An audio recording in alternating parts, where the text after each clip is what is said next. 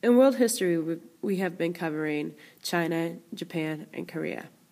Tomorrow, during your test, you will be tested over the 3 sections of this chapter, and I'd like to take a moment to go through each one of the sections with you to make sure we fill any holes that may have been left after your reading questions, the quizzes, and your project. Your test will be 25 questions, multiple choice, and many of those questions will come off your quizzes, and many of those topics will be reviewed here in this podcast. We first need to discuss Section 1, China at its height. The Mongol dynasty in China was overthrown in 1368. The founder of the new dynasty took on the title of Ming Hongwu, the Ming martial emperor.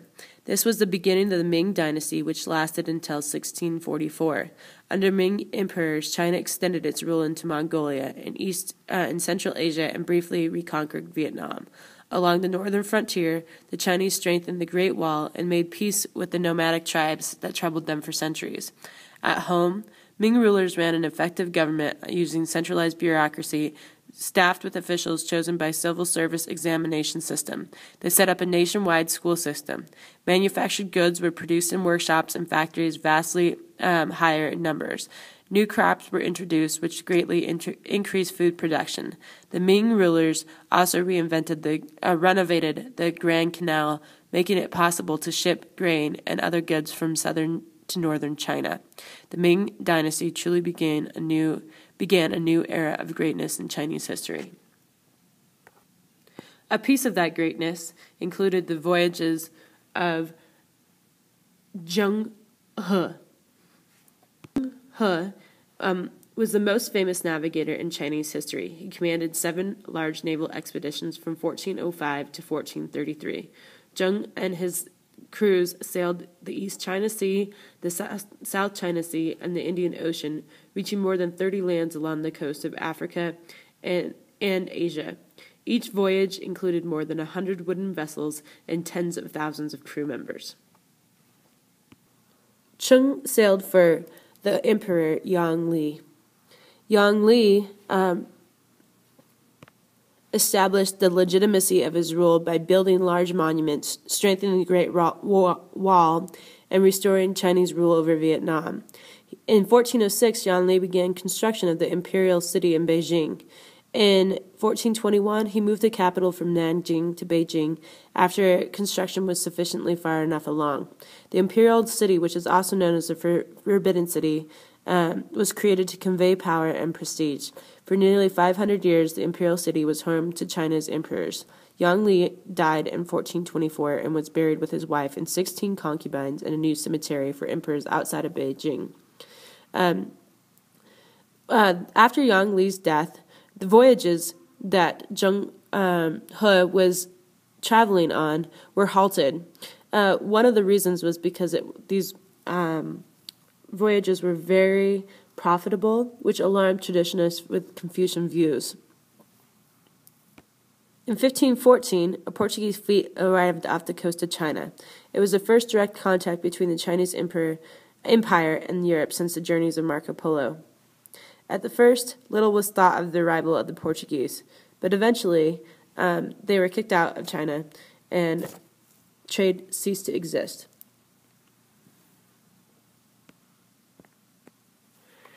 After a period of prosperity and growth, the Ming dynasty gradually began to decline. During the late 16th century, a series of weak rulers led to a period of government corruption. This also caused high taxes, and crop yields began to decline because of harsh weather. The suffering that was caused by this epidemic helped spark a peasant revolt, and the revolt began in central China and spread to the rest of the country. In 1644, Li and his forces occupied the capital city of Beijing. The last Ming emperor committed suicide by hanging himself from a tree in the palace gardens. The overthrow of the Ming dynasty created an opportunity for the Manchus, which would become the Qing dynasty. The Qing dynasty, spelled with a Q. The Qing dynasty was established in 1644 and remained in power until 1911. At first, the Chinese resisted the new rulers. At one point, rebels seized the island of Taiwan just off the coast of China. The new Manchu government evacuated the coastline across from the island in preparation for an attack on the rebels. To make it easier to identify the rebels, the government ordered all men to adopt Manchu dress and hairstyles. All Chinese males were to shave their foreheads and braid their hairs into a pigtail called a queue. Those who refused were executed. There were some adaptations that they had to make in order for the Qing dynasty to really gain legitimacy. The Qings were a very small amount of the population, and so they dealt with this reality in two ways. First, the Qing tried to preserve their distinct identity within the Chinese society. The Manchus, who made up of only 1% of the population, were defined legally as distinct from everyone else in China. The Manchu nobility maintained a large land holding and received revenues from the state treasury. Other Manchus were organized into separate military units called banner. The bannermen were chief fighting force of the empire. Second, the Qing dealt with the problem of ethnic differences by bringing the Chinese into the imperial administration. So essentially, they shared the power. More than 80% of the lower posts were filled by the Chinese, although they held much a smaller share of the top position. The Manchus sharing the power won the support of many Chinese. Kangxi was the emperor of China from 1661 until 1722. His reign was the longest of any emperor in Chinese history. Kangxi ruled during a prosperous time in the Qing dynasty. A dynasty is a series of rulers from the same family. Kangxi became known as one of China's greatest leaders. Early on, Kangxi's chief task was the consolidation of the empire. In 1673, warlords in the southern provinces rose up in a revolt of the three feudatories.